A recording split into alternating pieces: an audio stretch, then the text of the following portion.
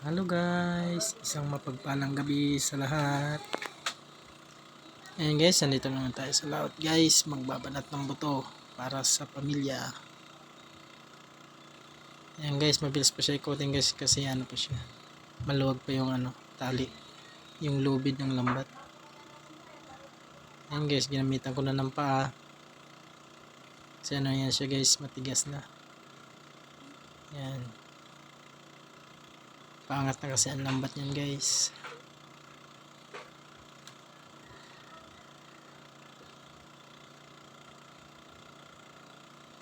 Ayan guys, malikot yung bangga guys kasi malalaki yung alon yan guys.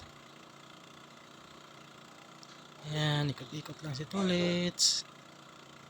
Tulits! Dandan ka, baka ikaw ay madulas. Yan guys, pag nadulas ka yan guys, masakit yan guys. Ano guys, sa tuhod or di kaya pag nadulas ka, tatama sa puwet, sa likod. Kaya delikado din yan guys. Kaya doble ingat guys. Doble ingat kami guys kapag nag-aapak kami sa kahoy. Mas maganda niyan guys pag lagyan mo siya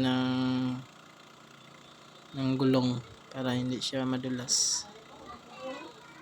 Yan guys, tinapik ko yung isa guys kasi humihiwalay. Hindi kasi siya nakalayan yung pangontra ko sa agos ng tubig. Sulog ang tawag sa mga guys. Yan na guys, nakita na natin ang lambat guys. Kinalasuhan ko na para hindi siya bumalik. Yan guys, tuwad-tuwad na si Tulit guys. Tulits, mahulog ka dyan, lumawa ka ng maigi. Yan guys, sinimulan ko ng atake yung lambat guys. Yan, may nakita tayong mga huling isda.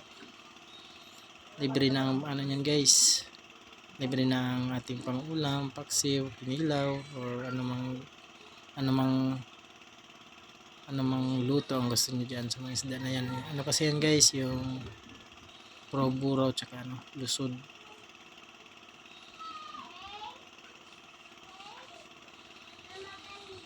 Tinatanggal ko yan guys pagkatapos hilahin yung lambat, or di kaya minsan pagdating na doon sa daungan ng bangka. Yan guys, wisik-wisik lang Tulit guys.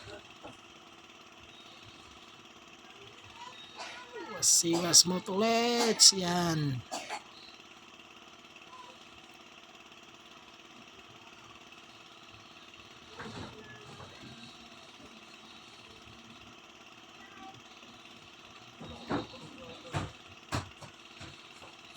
Lapit na yan guys. Pag nakita na yung kulay green, yun na yung dulo ng lambat.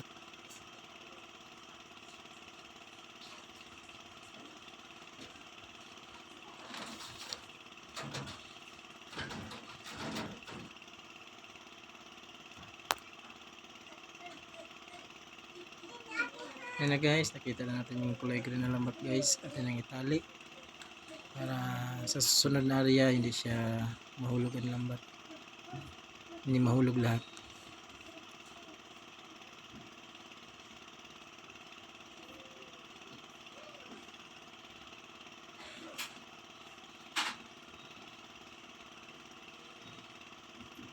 Yan na guys, ang ating huli.